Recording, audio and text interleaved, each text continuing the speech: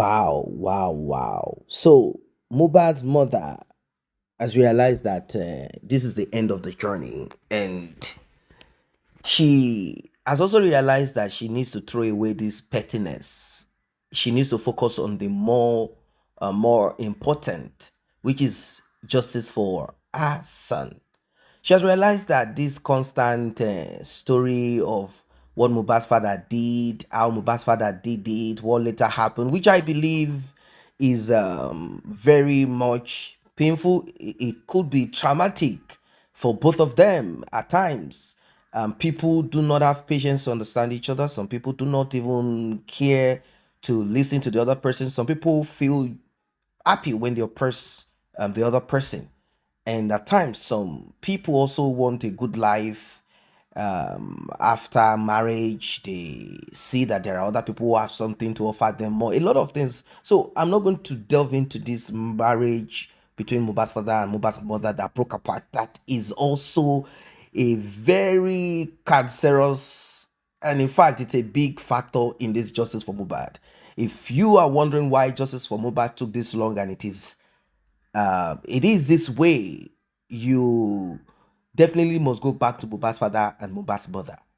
It is not possible for the media, or let's say journalists, or anyone to penetrate into this justice for Mohbad this way, trying to take side or divert or dissect or break apart or adulterate, whatever. It would have not been possible if Mohbad's father and Mohbad stood together, father and mother stood together, pointing fingers at those that were around Mohbad. Maybe Adura would have been able to say the truth better. That look, this and this is what I saw and this is what happened. Maybe Darusha would have been able to say the truth. Look, I didn't see anything. We were in the other car. But when I got home, this is what I saw. This is what I noticed. This is what I observed. This is what my intuition gave me. These are the signs. This maybe now we'll know where we are. Maybe now we'll not be talking about DNA. But unfortunately, because Mohbad's mom is interested in my husband treated me bad, I was not supposed to marry him according to my parents. They say he's poor. So she left and went to look for another man that is even maybe maybe even more poor. I don't even know. The thing is this, between them, nothing has really changed.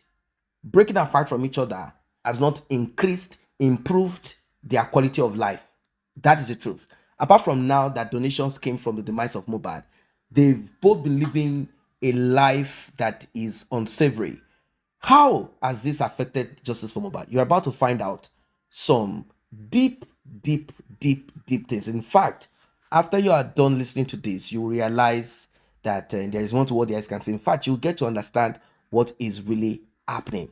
On this justice for Mohbad's mother, she knows, and she has taken a U-turn. She knows that that child is not from Mohbad. She knows everything. But because of pettiness, oh, Mohbad's father is with this other woman. Oh, this other woman. Oh, God. She decided to waste her time and her life.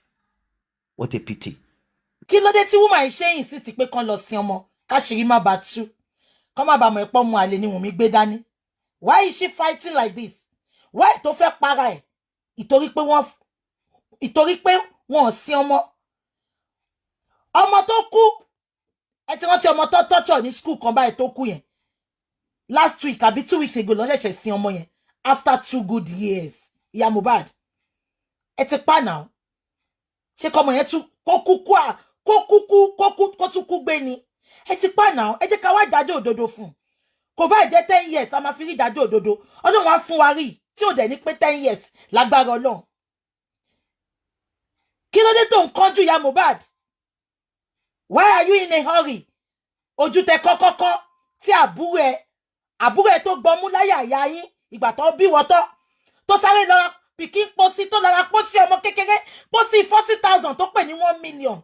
Ìtorí ẹ fẹ́ kọjú sí Mohbad. Ẹ tó wáyé pàṣírí ti tún sìn. Ìwọ tún jà. Ó ń jà ìjà tara pé kọ́ ìyá Mohbad. Wàá rí omi lójú báyìí ẹ̀jẹ̀ ló máa pè. Gbogbo yín tẹ fọwọ́sowọ́pọ̀ ipe kí wọ́n má sin Mohbad. Gbogbo yín lẹ ṣì máa tẹ̀lé lọ torí ìkà ni yín. Ẹ wá fún wọn tèmi gbowó ṣó dá Mohbad yẹn mọ̀. Àwọn ọlọ́pàá ló ṣépè fún.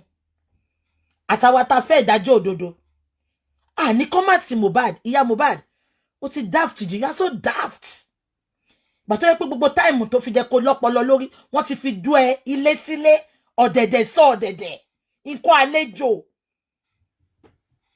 alábẹ́ sàárà, alábẹ́ náà sásí. Oko ti sásábẹ̀, gbogbo èyí tó fi jẹ́ kó gbọ́, ó ti fo kó gbogbo ọpọlọ ẹ lọ. Gbogbo ṣe ń sọ̀rọ̀, Wunmi tó dẹ̀ ń kọ́ ẹ náà, ọmọ ọ̀tá nìyẹn. Lóríta mẹ́ta ìta Ẹlẹ́wà, gbogbo Lẹ́kí in and out, tó èbèbè ni. Ìtàláwà ìyá yín, àwọn bàbá yín làwa ń fẹ́ǹsìn. Ìtàláwà, Wunmi, àwọn Ìtàláwà, we are outside. Ìyá yín, àwọn ìgbà tó fẹ́ bàbá Liam nìyẹn o. Ìtàláwà, ìkakò wá wọ́n dì mọ́. Kí Mohbad sọ yọkan báyìí, abu ni. Ẹ jẹ́ ká máa gbọ́ lọ. Ó mọ̀ gbà tí mo bí. Ṣé bàbá ẹ̀ mọ̀ gbà tí mo lóyún ẹ̀?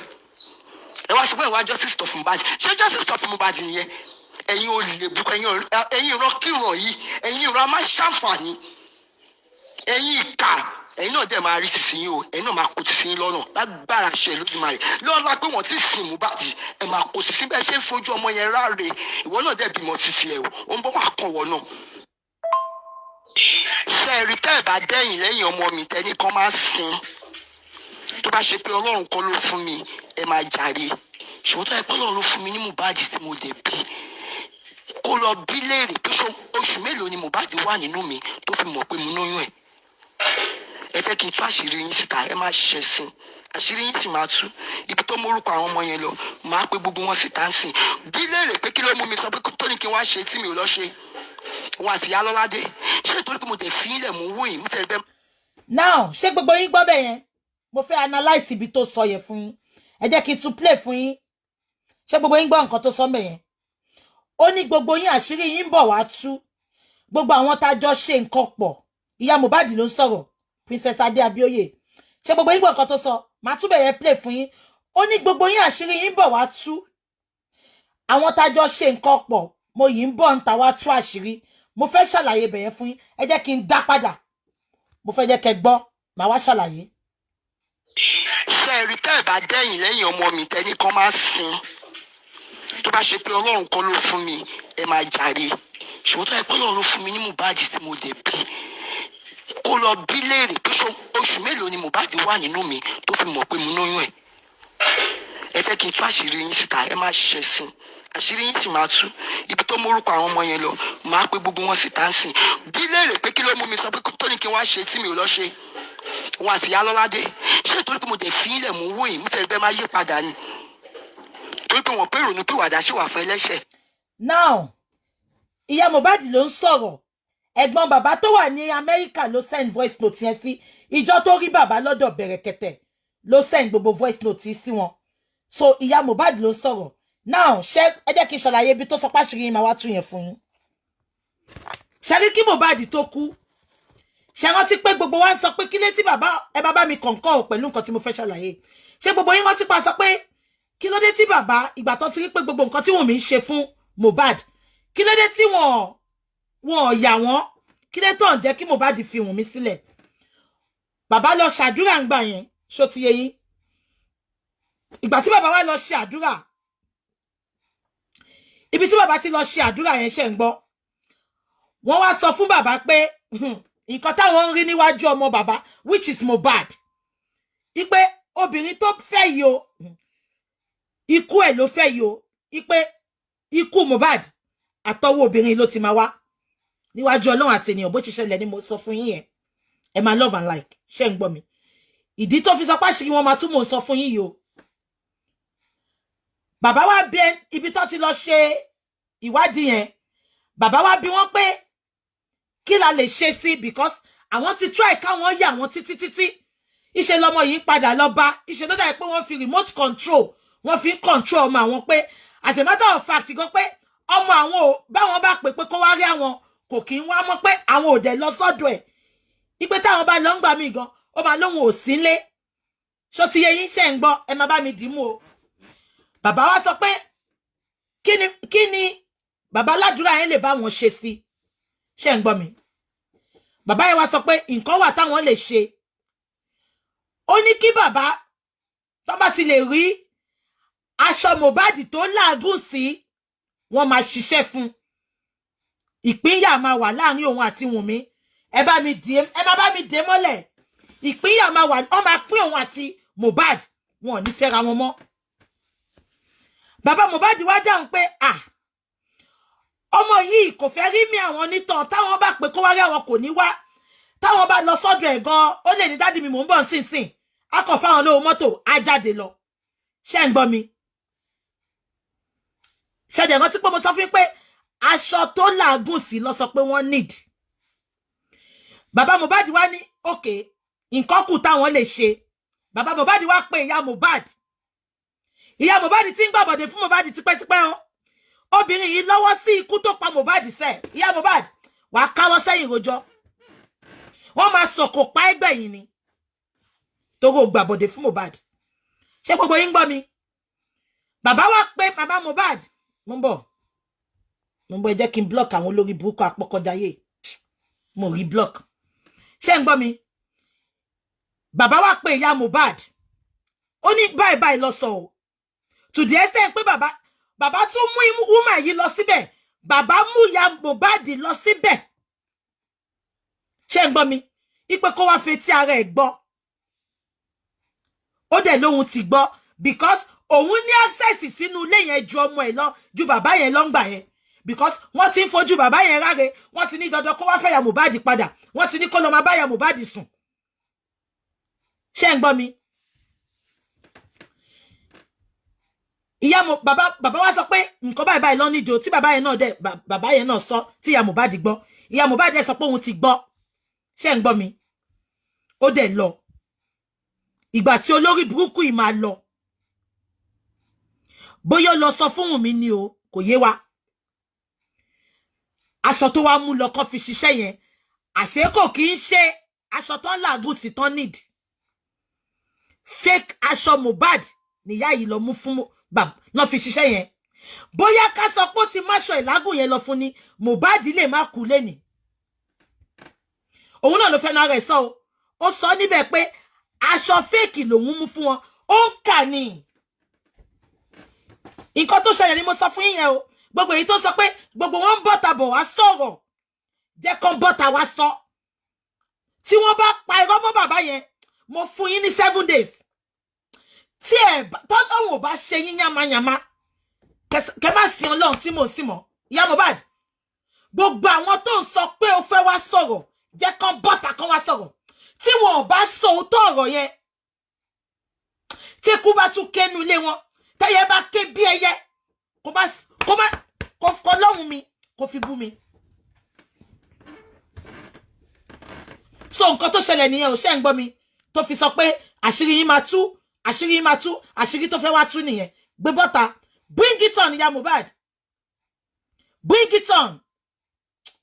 Tí ò bá bá Ọlọ́run bẹ̀, àwọn tó ti lọ bá plan, tí Wunmi ti fún lówó, ẹ fẹ́ wá parọ́ mọ́ bàbá, máa bọ́ ń ta. Mo fún ẹ 7 days. Wọ́n á fi yín lákàlàkàlàkàlàkà. Èmi tí mo sọ bẹ́ẹ̀ ni, àyà ni mo fọwọ́ gbá, mi ò fọwọ́ gbọ́yàn bíi tiẹ̀. Ìyá Mohbad, lọ sọ fún wọn. Gbogbo ògùn tó bá mọ̀ ṣe lọ ṣe. Wọ́n á fi yín lákàlàkà. Èmi tí mo sọ bẹ́ẹ̀ ni. Jẹ́ kán bọ́ta kán wá parọ́ mọ́ bàbá yẹn. Ẹ jẹ́ kí n máa play lọ́kẹ́ máa gbọ́.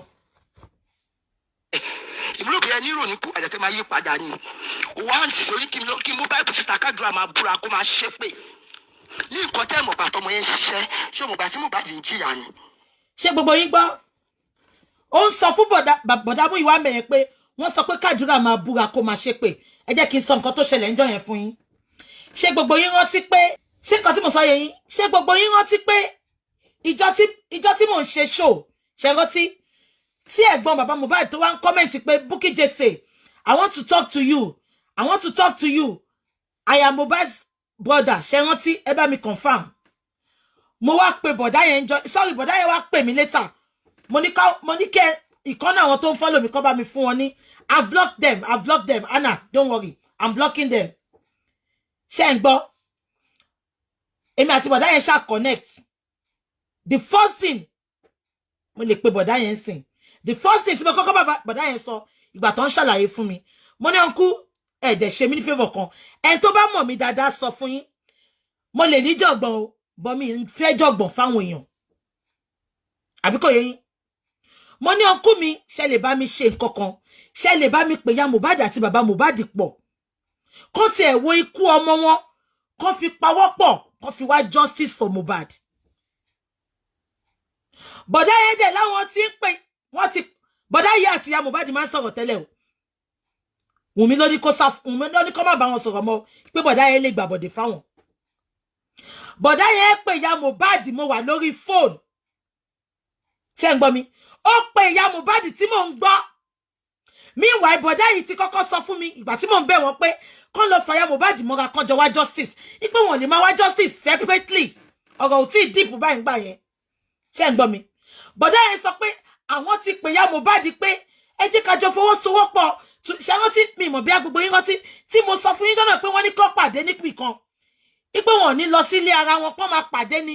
Bọ̀dá yẹn wá pè wọlé wọ́n ṣe 3-way call. Wọ́n á jọ sọ̀rọ̀. Ìyẹn mi ì sí bẹ́ẹ̀ gbà tó ń ṣe yẹn ṣóyé yín. Bọ̀dá yẹn ní eré táwọn ń sá lójoojúmọ́ nìyẹn. Ṣé ń gbọ́ mi?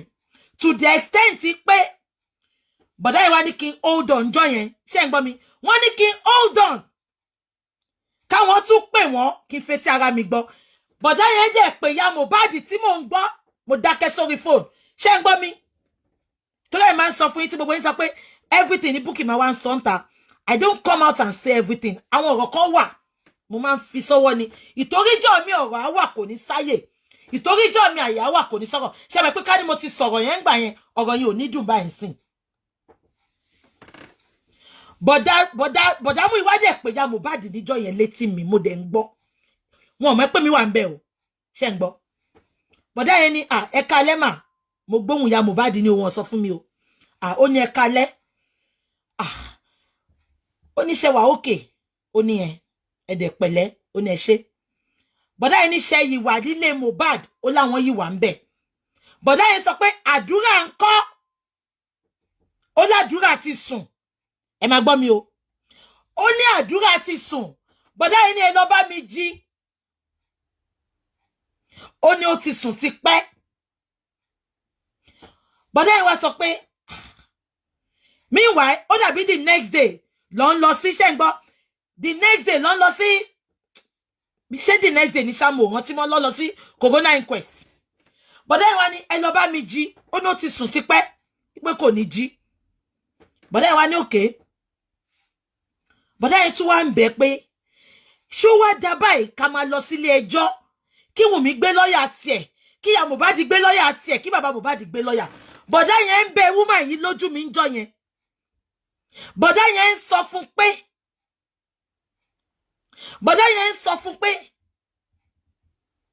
ẹ sọ fàdúrà pé gbogbo nǹkan tó bá mọ̀ ni kó sọ tó bá pè síbẹ̀ yẹn. Bọ̀dá yẹn ń sọ tí mò ń gbọ́ fún ya Mohbad pé bó tilẹ̀ jẹ́ pé mo ti pe àdúrà. Bọ̀dá yẹn dẹ̀ ti bá àdúrà sọ̀rọ̀ before ọjọ́ yẹn náà o. Bọ̀dá yẹn ní bó tilẹ̀ jẹ́ pé mo ti pe àdúrà pé ṣó mọ̀ nǹkan kan nípa kó ẹ̀gbọ́n ẹ̀ kó sọ fáwọn. Ó lóun ò mọ̀ àwọn tún ní kó gbé Bible kó fi búra. Ibẹ̀ lọ̀rọ̀ Bible yẹn ti yọ o.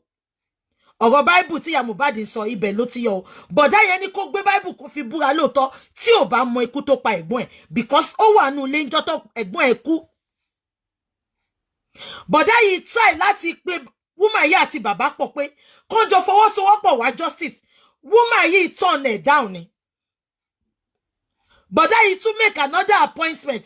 Ìyá Mohbad ń sọ́jọ́ pé òun ò lè sọ bí òun máa ráyè.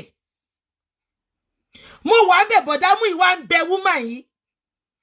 Ìyá Mohbad ọ̀rọ̀ yóò tẹ̀ tí ìlọ́ba ìgbà yẹn kò tí ì dípù ń gbà yẹn. Ìyá Mohbad ẹ lè jọ ṣe kíní lọ́tọ̀ọ̀tọ̀. Ẹ lè jọ ṣe lọ́tọ̀ọ̀tọ̀. Ẹ fọwọ́sowọ́pọ̀ pẹ̀lẹ́gbọ́n. Àbí kan tí mo sọ yẹ yín. So gbogbo pọ́n ní kí àdúrà gbé Bible yẹn. Yes, wọ́n ní kó gbé. Because ìtòrò wà nínú ilé ìgbà tí Mohbad kú. Bọ̀dá yẹn dẹ̀ sọ pé kò lè parọ́ pé òun ò mọ nǹkan kan pa ẹ̀. Àbí kò yé yín, ẹ jẹ́ ká máa gbọ́ lọ. ẹ fẹ́ jogún ẹni tó bímọ, ẹ wá fẹ́ jogún ọmọ ẹ wá sọ́pọ̀tì olórí burúkú, má ṣàǹfààní àṣìfẹ́ ọkọ tí mo fẹ́.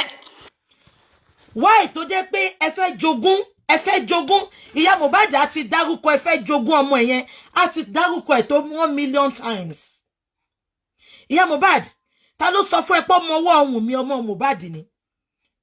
ó ṣe ní sùúrù ká ṣe DNA ká ṣe gbogbo ẹ̀. why tó nǹkan jújẹ lẹ́dà ẹ lọ? why tó sọ pé kán lọ sí Mohbad? ìwọ ò mọ̀ pé ìtìjú ló máa jẹ́ fún ẹ lọ́jọ́ ọ̀la tó bá gbé ọmọ yẹn dání tó wá fọwọ́ tọ́ka sí pé ọmọ tó gbé dání yẹn kò ń ṣe ọmọ bàbá Mohbad o, ọba lọ́la lọmọ yẹn. báwo ló ṣe máa rí fún ìyá Mohbad? ó ṣáà ń ti ọba lọ́la, ó ń ti ọba lọ́la sínú ilé ọlọ́ba, inú ilé ọlọ́ba kẹ̀rẹ́ àti lọ bèrè wọ́n ní wọn ìjọba rí ń bẹ̀. ó ṣáà ń ti ọba lọ́la, ó ń ti ọba lọ́la, ó ń ti ọba lọ́la, ó ṣáà ń fọ́ọ̀sì ọba lọ́la sínú ilé ọlọ́ba. ọlọ́ba lè dá lọ́ba lóòótọ́, ìran ọlọ́ba ò jọba rí.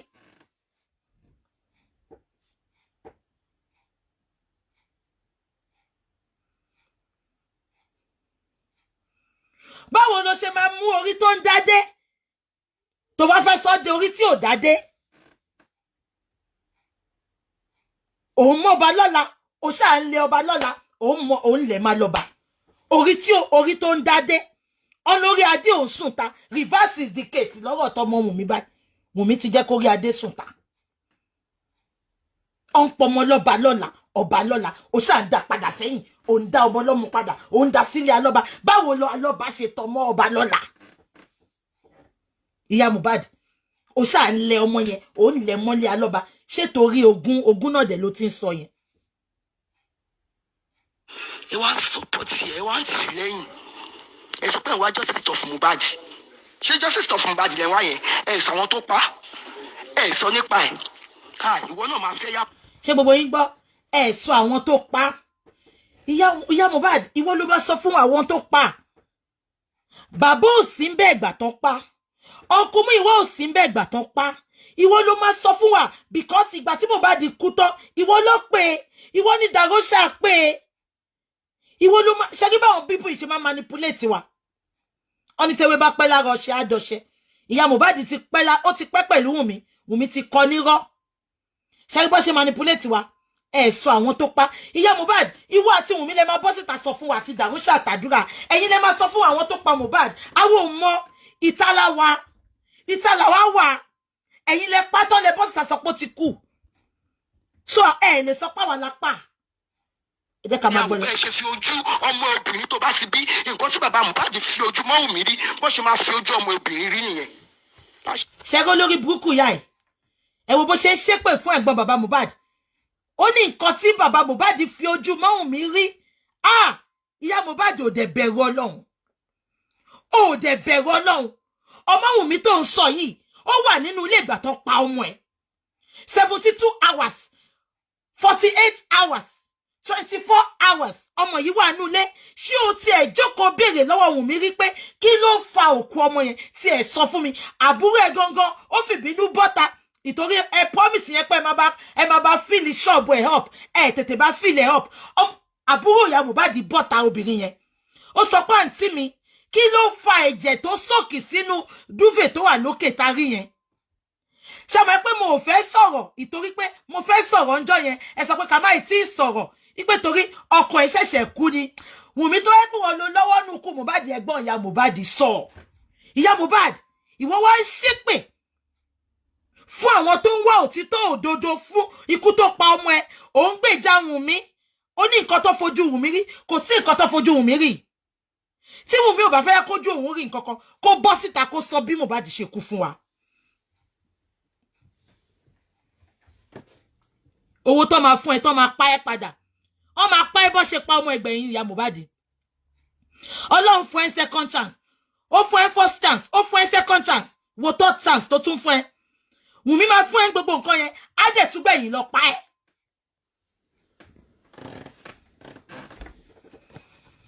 ẹ jẹ́ ká máa gbọ́ lọ. ṣe ìdùmarè má gbàgbé o tá lọ bá lọ àbọ̀ ń bọ̀ o. ìwọ gbogbo ní generation ó ní kó má gbé orin Mohbad síta, bàbá ẹ̀ dẹ̀ ń wọ studio ó ń ṣe fídíò. oníkọ́ má ṣe orin ẹ̀ bàbá ẹ̀ dẹ̀ ń wọ studio ṣe fúdẹ̀ ẹ̀ sọ fún ẹ̀yin ìrankírun yìí ẹ̀yin ìran. ìyá Mohbad ibo ló sọ pé kó má gbórin Mohbad síta àdúrà tí ń gbórin Mohbad síta náà dàrúṣà tí ń gbórin Mohbad síta Prime Boy tí gbórin Mohbad síta náà notice gbogbo yẹn notice woman yìí property ló ń jà fún àwa wí tán wọ́n sọ pé bàbá ń jà fún property ó yìí pé bàbá kó jà fún property torí bàbá ló tọ́jú ọmọ yẹn ó jìṣẹ́ jìyà lórí ọmọ ẹ̀ abẹ́ ẹ̀gbọ́n ni wọ́n gbé orin Mohbad síta ṣé bàbá ló gbé orin Mohbad ẹ̀rí pé lórí burúkú ni ìyá yìí dàrúṣà ló wà àtàwọn àdúrà ló ń kọrin pẹ̀lú Mohbad báwo ni ti bàbá ṣe jẹ́ ṣé bàbá tiẹ̀ mọ́ record label lọ́mọ ẹ̀ ni ẹ jẹ́ ká máa gbọ́ lọ.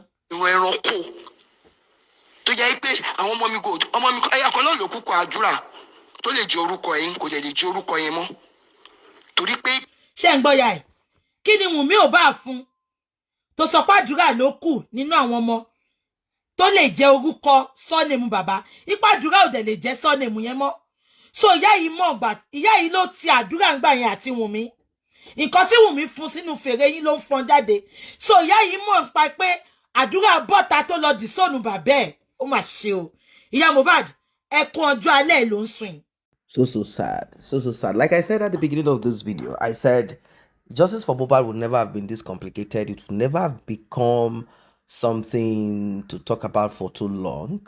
We would have moved with such a speed and precision that before you see Jack Robinson, we will be where we expect justice of Mohbad to be.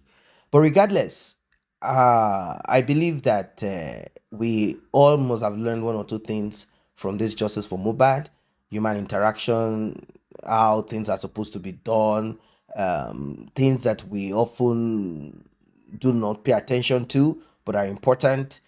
Also, having a listening here, and not just that alone, obedience, taking note of things, not living a life empty or living a life of stupidity. When you are supposed to cut off ties, you should cut off ties. You cannot be weak in such a way that your life, you will place it in the hands of some unscrupulous persons or wicked, evil person that will eventually snuff your life out. There are people who like to play around high tension pole. They know that they can get burnt. They like to play with fire.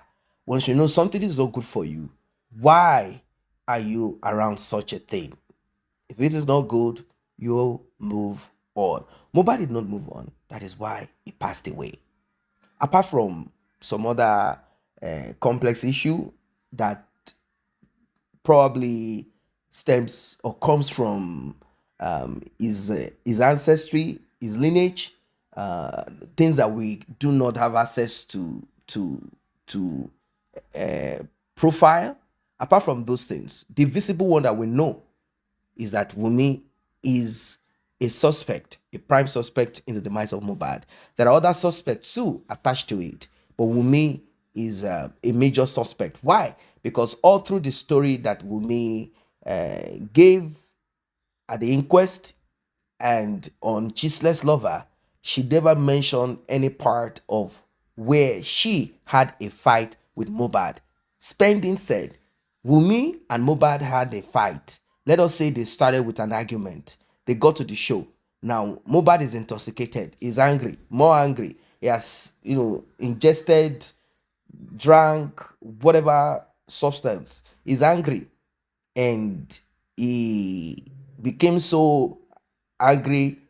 And of course, maybe Wubitu is high or something. Maybe the demons in her or something. I don't know. They were fighting, not caring about the baby.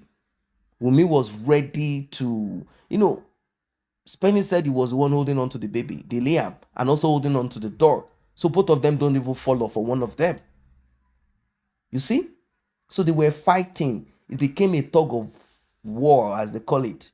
It became a battle, became wrestling and punching, screaming, cursing at each other. What about you? You transformer, you that they have finished uprooting what is under you everywhere. And what about you? You went to the UK. Do you think that your manager will not tell me that you went to meet this Ghana girl? You went to meet that person, this and that. What about this other girl? Hey, you are, they started saying words at each other. Even this child, who is the father of this child? Because it's only once, and that once, it's not possible for you to have been pregnant because you left, and we saw later the months that you told me you gave birth, it does not match up. This child is not even mine. Hey, it's not yours. No problem. If it's not yours, God will look after the child. In fact, open the door of the car. I want to get down. You are a bastard. You are a fool. These are the words that Mohbad and Wunmi were exchanging. When they got home, they had more fights. Now, this type of fights are common most of the times amongst people who have anger issues, people who have who have divergent views and opinion about life or way of life or character. This type of things happen with people who are always tipsy or high or something. Fight, fight, fight, fight, quarrel. Now, the question a lot of people will ask, which is the same question we should all ask ourselves. That's why I said, have we learned one or two things? Is this: why are you with that person that is not good for you? Why are you with that person when you can walk away? Are you hoping that they will change? Maybe they will change you from being alive to RIP. Maybe that's what is going to happen. Anyway, our guest said a lot of things, and part of what she said is part of what I've just said to you, broken it down that way about Mohbad's mother. All of these things happening, it's not as if they were not aware of it, but they thought it was just the normal thing that happens between couple. Mohbad was having issues with record label, having issues with relationship. Okay, which one is better for you to walk away? If Mohbad had walked away from relationship rather than record label, he will be alive today. He will not be in this mess that he is in. He will only need to apply sense and wisdom, and also get a godfather or someone that can always put his things right for him. Not that you just get bullied here and there. You are not a Superman. You are among wolves. It's not an easy thing. You do not expect that they are going to treat you like a lamb and take care of you. No, it doesn't work like that. This world is rugged and rough. That is the truth. It is rough and rugged. Yes, we do not support bullying. We do not support any of this rubbish. That is why we are here seeking for justice, hoping and working towards making sure that life gets better. Yes. So now, about Mohbad's father and mother, there was mediation to join both of them together on this journey of justice for Mohbad, so as to cut off the infiltration of Wunmi's family or Wunmi herself in Mohbad's justice. They don't want Wunmi and her family to now drag a family member to their own side, so as to make sure that they thwart justice, so as to make sure that they meander their way around it. Unfortunately, quite unfortunate, and it had happened before now. Mohbad's father was not willing to 100% be with Mohbad's mother. Yes, that grievances that they both bore in their heart, they both had in their heart, in their mind, is still there. It is still there. It is still there. Every little step each of them make, they are suspicious of each other. They are not yet ready to forgive each other. Having physical connection to each other does not stop it. Mohbad had booked hotels, and it doesn't stop. It's not going to change nothing, because they had issues that they needed to deal with. They had baggages, and Mohbad's father could be a person that he felt, I have done a lot. I have done a lot for my son. Whilst you, particularly if Mohbad's father believes, let us say it even happened, which I don't know. Let us say it even happened that young guys around the street that had some little change here and there, money here and there to give to Mohbad's mom, were having physical contact with her. Mohbad's father will not forget. He will not be able to forgive. It's not easy. You see? So a lot of issues between both of them. It's just unfortunate that Mohbad crossed, that family, came into that family. It's quite unfortunate. Things were so bad between both of them. They couldn't outgrow these things. They couldn't heal. They couldn't mend it. This is the reason why Mohbad's justice is this way. That is why that's why if Mohbad's father goes to the press, apart from some things that he's supposed to do that he's not doing, and also some things that he wants to do that he can't do due to how the system and structure is, the reason why the press could penetrate them is because father and mother are not together in one unity, in a unified front. One person is with the prime suspect, rooting for her, speaking on behalf of her, and all of that. So what else do you expect? The media will take advantage of you and mess you up. That's how the world is. The world only cater for their own themselves. But when it comes to you, they want to judge you anyhow. They want to talk to you anyhow. But if it is their own situation, they want to act differently. Do you understand how this world is? Ever since you've been listening to this Justice for Mohbad, have you picked one or two things? It's important. Because once we are talking of justice for Mohbad, moving towards that direction, justice for Mohbad, it could be happening little by little in your own life, in your own family. It's time to take action. There are things that are important, much more important than trivialities. So Mohbad's father did not leave the other woman. Mohbad's mom is angry. Mohbad was not happy that his father did not step off from the other woman. That is why you can hear the bitterness in the voice of Mohbad's mother. Hey, God will judge you. That useless man that I mistakenly got involved with. That man that my father said I should not be entangled with. But I just got involved with him. Look at it. I regret if I had listened to my parents. Even though she moved on after 3 children, which is not easy. She moved on. She got involved with someone else. Still, life did not come good the way she wants. If life came good, I'm very sure she will be with her husband. Her husband would have surfaced now, the second man. But because that man too is nowhere to be found, things are not so okay for the guy too. So the guy is on his own. So, what is Mohbad's mother hoping to gain? 2 things. 1, vendetta. I will punish Mohbad's father. I will never be around that kind of man that has another woman now that my son said we should settle after he has opened the door. After I have opened the door and he has entered, now he wants to bring another woman to my son's house. So these are part of the things that created issue between Mohbad and his father.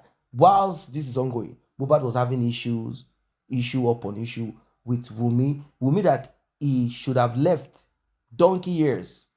He kept on with the same person that brought about his demise. That person wants to inherit him without getting DNA done. Can you imagine?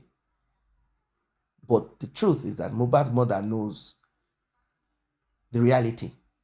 But because she is angry at Mohbad's father for the other woman, I'm talking of the present, there is something about, in the past we all went our different ways. Let everybody mind their business. When they eventually came back together, Mohbad's mother's hope for the sake of Mohbad, and also because, our son, things are fine now. Mohbad's father could not step out of that other woman that he is with.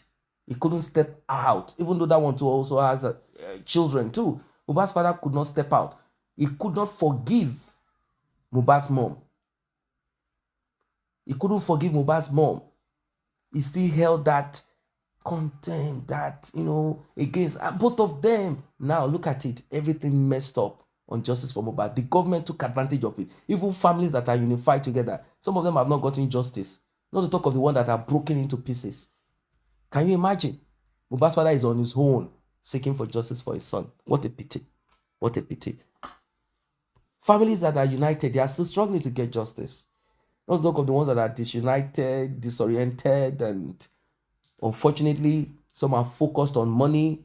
They are going to collect check everywhere, and they are saying that Mohbad's father is looking for money. He's this and that. He wants to inherit this. And they are the ones that want to inherit without getting DNA done. Who does that? Trying to sell us this stupid narrative. And you know how these people work together. But there's one thing that I picked from the Arise television interview, even though they were a bit harsh and they were like acting as if Mohbad's father is guilty. There are certain things that I picked. They said, who have you dragged to the court? Who have you sued? Who have you dragged to the court? Who Have you dragged? Have you, all this your allegation or thought, have you substantiated it? Have you gotten evidence of it? Well, the easiest route to this is to get DNA done. Let us even get out of if this child belongs to Mohbad or does not belong to Mohbad. And then, once it is clear that this child does not belong to Mohbad, that's the end of it. Mohbad's mother knows that that child does not belong to Mohbad. Mohbad's mother knows everything. So there is nothing to talk about. There's nothing to talk about. She's very much aware of it, that that child does not belong to Mohbad. If not, she will be the one on the forefront of pressing and pushing Wunmi to get DNA done. She will not be running backward and acting this way. She won't.